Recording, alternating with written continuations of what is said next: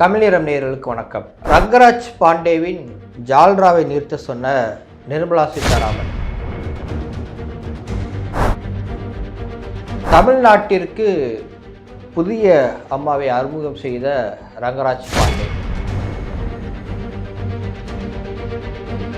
இந்த தலைப்புகளில் தான் நாம் இந்த வீடியோவில் பேச போகிறோம். வாங்க நாம் நிகழ்ச்சிக்கு போகலாம்.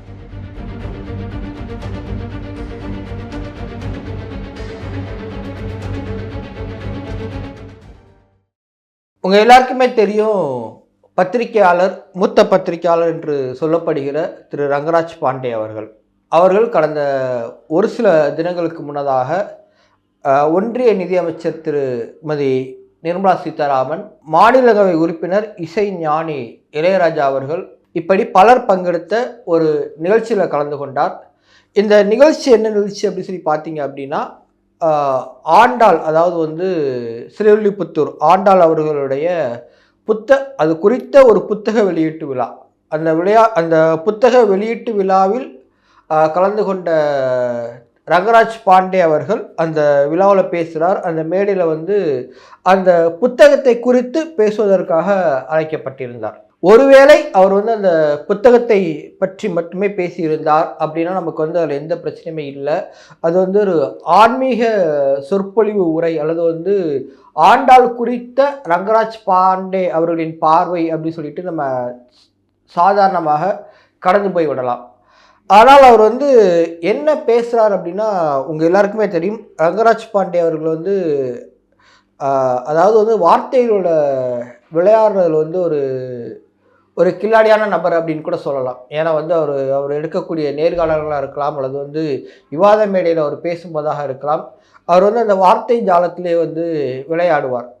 அப்படிதான் இந்த வார்த்தை ஜாலத்திலேயே இந்த மேடையில் விளையாண்டுருக்கிறார் அப்படின்னே சொல்லலாம். அவர் ஏற்கனவே இளையராஜாவை குறித்து பேசியதை வேறொரு பத்திரிகையாளர் அவருடைய ஒரு யூடியூப் பக்கத்தில் விரிவாக விளக்கமாக பேசி அவர் எப்படி இளையராஜா அவர்களை இழிவுபடுத்தியிருக்கிறார் அப்படிங்கிறத சொல்லியிருக்கிறார். அதாவது இளையராஜாவை புகழ்வதை போல புகழ்ந்து எப்படி இழிவுபடுத்த முடியும் ஒருத்தரால் அப்படிங்கிறத அந்த வீடியோவில் பேசியிருக்கிறார். நாம் இந்த வீடியோவில் எதை பற்றி பேச போகிறோம் அப்படின்னா, திருமதி நிர்மலா சீதாராமன் அவர்களை பற்றி திரு ரங்கராஜ் பாண்டே அவர்கள் என்ன பேசினார். அது அவர் பேசியது ஒரு பத்திரிகையாளராக இருந்துக்கிட்டு, ஏன்னா அவர் இப்பொழுது கூட ஒரு மெயின் ஸ்ட்ரீம் மீடியாவில் இல்லைன்னா கூட ஒரு தொலைக்காட்சியில் அவர் பணியாற்றலைன்னா கூட பல்வேறு இடங்களில் போயிட்டு தன்னுடைய பத்திரிகையாளர் அப்படிங்கிற ஒரு பேரில் தன்னுடைய அரசியல் கருத்துக்களை முன்வைக்கிறார். பல இடங்களுக்கு, பல பள்ளிகளுக்கு, கல்லூரிகளுக்கெல்லாம் சென்று பேசிக்கொண்டிருக்கக்கூடிய ஒரு நபராக அவர் இருக்கிறார். அதுக்கப்புறமாக பல நேர்காணல் இன்னமும் அவருக்குன்னு ஒரு சேனல் ஒன்று வைத்து, யூடியூப் சேனல் வைத்து அதுலேயும் அவர் அவருடைய கருத்துக்களை பகிர்ந்து கொள்கிறார். ஒரு சில நேர்காணல்கள்லாம் எடுத்து பதிவிடுகிறார். அதாவது நான் எப்போதுமே ஒரு பத்திரிகையாளர் அப்படிங்கிற ஒரு டேமுக்குள்ளேயே இருந்து அவர் பயணம் செய்து கொண்டிருக்கிறார். அப்படிங்கிற பட்சத்தில் ஒரு பத்திரிகையாளராக இருக்கக்கூடிய ஒரு ரங்கராஜ் பாண்டே அவர்கள் ஒரு ஆன்மீக ஒரு நிகழ்ச்சியில் கலந்து கொள்கிறது அவருடைய தனிப்பட்ட விருப்பம், அதில் எந்த பிரச்சனையும் இல்லை.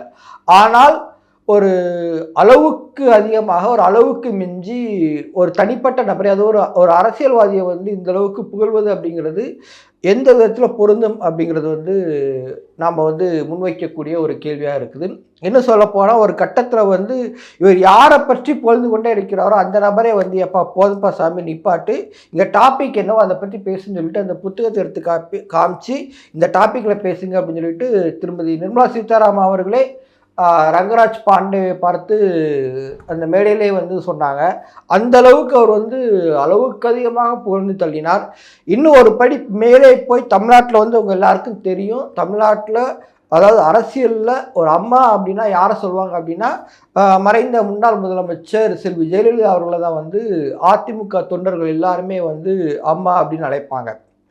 இப்பொழுது அந்த அம்மா அவர்கள் உயிரோடு இல்லை அப்படிங்கிற காரணத்தினால இப்போது ரங்கராஜ் பாண்டே அவர்கள் என்ன முடிவு பண்ணியிருக்கிறார் அப்படின்னா, புதுசாக ஒரு அம்மா அறிமுகம் செய்திருக்கிறார். அந்த அம்மா தான் யார் அப்படின்னு சொல்லி பார்த்தீங்க அப்படின்னா, திருமதி நிர்மலா சீதாராமன் அவர்கள். அப்படி சொல்லும்போது அவர் என்ன சொல்கிறார் அப்படின்னா, அதாவது தூத்துக்குடிக்கு திருமதி நிர்மலா சீதாராமன் அம்மா இங்கே அங்கே ஆய்வுக்கு போனாங்களாம், மலை ஆய்வுக்கு. அங்கே போயிட்டு ஒவ்வொரு கூட்டத்துலேயும் அவங்க பண்ணதுக்கு அங்கே அதிகாரிகளும் பயந்து நடுங்கிட்டாங்க. ஐயோ, நாம் ஒரு அம்மாவை நினச்சா இவங்க வேறு மாதிரியான அம்மாவாக இருக்காங்களே அப்படின்னு சொல்லிட்டு ஒவ்வொருத்தரையும் திருக்கி விட்டாங்க திருமதி நிர்மலா சீதாராமன் அவர்கள் அப்படிங்கிற மாதிரி வந்து பேசியிருக்கிறார். அதாவது பார்த்தீங்கன்னா மக்களே, நமக்கு வந்து நல்லாவே தெரியும் திருமதி நிர்மலா சீதாராமன் அவர்கள் தமிழ்நாடு கனமழை பெரு வெள்ளத்தில் அவங்களுடைய நிலைப்பாடு என்னவாக இருந்துச்சு, தமிழ்நாடு அரசை கேட்ட நிதியை வந்து கேட்டு கிட்டத்தட்ட ஒரு மாதத்துக்கு மேலாயிடுச்சு. மிக்ஜாம் புயல் சென்னை, செங்கல்பட்டு, காஞ்சிபுரம், அதற்கப்புறமாக திருவள்ளூர் உள்ளிட்ட 4 மாவட்டங்களையும் தாக்கி ஒரு மாதத்தை கடந்து விட்டது. டிசம்பர் முதல் வாரத்தில் வந்து நடைபெற்ற அந்த மிக்ஜாம் புயல் கிட்டத்தட்ட ஒரு மாதத்தை கடந்தும் கூட தமிழ்நாடு அரசு கிட்டத்தட்ட பல முறை, அதாவது ஃபஸ்ட்டு முதலமைச்சர் நேரடியாக டெல்லிக்கு சென்று பிரதமர்கிட்ட வந்து வலியுறுத்துகிறார். அதற்கப்புறமாக திருச்சியில் நடைபெற்ற நிகழ்ச்சியில் பிரதமரை மேடையில் வைத்து கொண்டே வலியுறுத்துகிறார், எங்களுக்கு நிவாரண நிதியை உடனடியாக தாங்க அப்படின்னு. அதற்கப்புறமாக சில தினங்களுக்கு முன்னதாக உதயநிதி அவர்கள் பிரதமர் அவர்களை நேரில் சந்தித்து கேலோ இந்தியா நிகழ்ச்சிக்கு வந்து அழைப்பு விடுத்தது மட்டும் இல்லாமல் எங்களுக்கு நிவாரண நிதியும் நீங்கள் வந்து உடனே தரணும் அப்படிங்கிற ஒரு கோரிக்கை வைக்கிறார். இப்படி பல கட்ட கோரிக்கைகளும் திருப்பி வைத்ததுக்கு அப்புறமும் கூட இந்த நிமிடம் வரைக்கும் வந்து அந்த நிதி வந்து வரலை. ஆனால் திரு ரங்கராஜ் பாண்டே அவர்கள் என்ன சொல்கிறாரு, தமிழ்நாட்டில் இருக்கிற எல்லாருக்கும் வந்து இந்த நிர்மலா சீதாராமன் அம்மாவை தான் ரொம்ப பிடிச்சிருக்குது, இந்தியாவிலேயே ஒரு மோஸ்ட் வாண்டட் மினிஸ்டராக வந்து இவங்க தான் இருக்கிறாங்க. இன்னும் சொல்லப்போனால் அவர் வந்து தெரிஞ்சு சொன்னார், அவர் வந்து வார்த்தை ஜாலத்தில் வந்து மிக கில்லாடியான ஒரு நபர். அவர் எப்படி வந்து இந்த வார்த்தையை பயன்படுத்தினார் அப்படின்னு தெரியலை, தெரிஞ்சு பயன்படுத்தினாரா தெரியாமல் பயன்படுத்தினாரா அப்படின்னு கூட தெரியலை. அதாவது த நேஷ்னல் ஃபிகர் யார் அப்படின்னா வந்து நிர்மலா சீதாராமன் அவர்கள் தான் அப்படின்லாமே வந்து சொல்லியிருக்கிறார். இப்படி வந்து பேசிய நிர்மலா சீதாராமன் அவர்களை பற்றி நம்ம மக்கள்கிட்ட போய் கேட்டோம் அப்படின்னா அவங்க என்ன சொல்லுவாங்க அப்படிங்கிறது உங்கள் எல்லாருக்குமே தெரியும். நீங்கள் கூட உங்களோட கருத்து நிர்மலா சீதாராமன் அவர்களை பற்றி என்ன கருத்து அப்படிங்கிறத உங்களுக்கு விருப்பப்பட்டால் நீங்கள் வந்து கமெண்ட் பாக்ஸில் தெரிவிக்கலாம். குறிப்பாக அந்த மழை வெள்ள நடவடிக்கையில் அவங்க வந்து காண்பித்த உடல் மொழி, அந்த செய்தியாளர் சந்திப்பில் அவர்கள் அளித்த ஒவ்வொரு பதிலுக்கும் அவர்கள் பதிலளித்த விதம், அந்த பதிலில் இருக்கக்கூடிய உண்மைத்தன்மை, இப்படி வந்து பல கூறுகள் இருக்குது. இந்த கூறுகளோட அடிப்படையில் நீங்கள் பார்த்தீர்கள் அப்படின்னா நிர்மலா சீதாராமன் வந்து அப்படி நடந்து கொண்டது இது மட்டும் முதல் முறையில், ஒவ்வொரு முறையும் அவங்க அப்படி தான் நடந்துகிட்டு இருக்கிறாங்க, எல்லா தடவையும் அவங்க அப்படி தான் நடந்துகிட்டு இருக்கிறாங்க அப்படிங்கிறது தமிழ்நாட்டு மக்கள் எல்லாருக்குமே தெரியும். இன்னும் குறிப்பாக தூத்துக்குடிக்கு சென்றவர்கள் வந்து மழை வெள்ள பாதிப்பை வந்து ஆய்வு செய்தாங்க அப்படிங்கிறத தாண்டி அவர்கள் ஆய்வு செய்தது வந்து ஒரு கோயிலில் போயிட்டு, கோயிலில் பெரும்பாலும் ஊர்வலம் வர இடத்துல வந்து இடம் சுத்தமாக இல்லை அப்படின்னு ஒரு பூசாரி ஒருத்தர் வந்து புகார் கொடுத்து அந்த புகாரை வந்து இவர்கள் வந்து விசாரித்து கொண்டிருக்கிறார்கள். அந்த யாரோட வேலைன்னா அது இந்து சமய அறநிலையத்துறையோட வேலை. அந்த வேலையை இவங்க கையில் எடுத்து பார்த்துட்டு இருக்கிறாங்க. கேட்டால் நான் வந்து மத்திய நிதி அமைச்சர், நான் எனக்கு வந்து எல்லா இடத்துலையும் பவர் இருக்குது அப்படின்னு சொல்லி நினைத்து கொண்டு அவர்கள் வந்து அதை செய்து கொண்டிருக்கிறார். அது மட்டும் இல்லாமல் நாம் தமிழர் கட்சியினுடைய ஒருங்கிணைப்பாளர் திரு சீமான் அவர்களே வந்து ஒரு முக்கியமான ஒரு விமர்சனத்தை வைத்திருந்தார். அது என்ன அப்படின்னா, சரி, மத்திய அரசுலேருந்து பிரதமர் வந்து ஆய்வு செய்வார்னு எதிர்பார்த்த வரலை, அதாவது தமிழ்நாட்டில் இருந்து ஒரு அமைச்சர் இருக்கிறாங்க அப்படிங்கிறத காண்பிப்பதற்காக திருமதி நிர்மலா சீதாராமன் அவர்களை வந்து மத்திய பாஜக அரசு அனுப்பிச்சி வச்சிருக்கிறது. ஆனால் அவங்க வந்துட்டு என்ன பண்ணாங்க, ஒரு இடத்துல போய் நின்றுட்டு அந்த இடத்துல இருக்கக்கூடிய மற்ற எங்கெங்கெல்லாம் பாதிப்பு ஏற்பட்டதோ அந்த இடத்துக்கு நேரடியாக போகாமல் அங்கே இருக்கிற புகைப்படம் எடுத்து ஒரு கண்காட்சி மாதிரி வச்சு அதை பார்வையிட்டிருக்கிறாங்க இந்த நிர்மலா சீதாராமன்.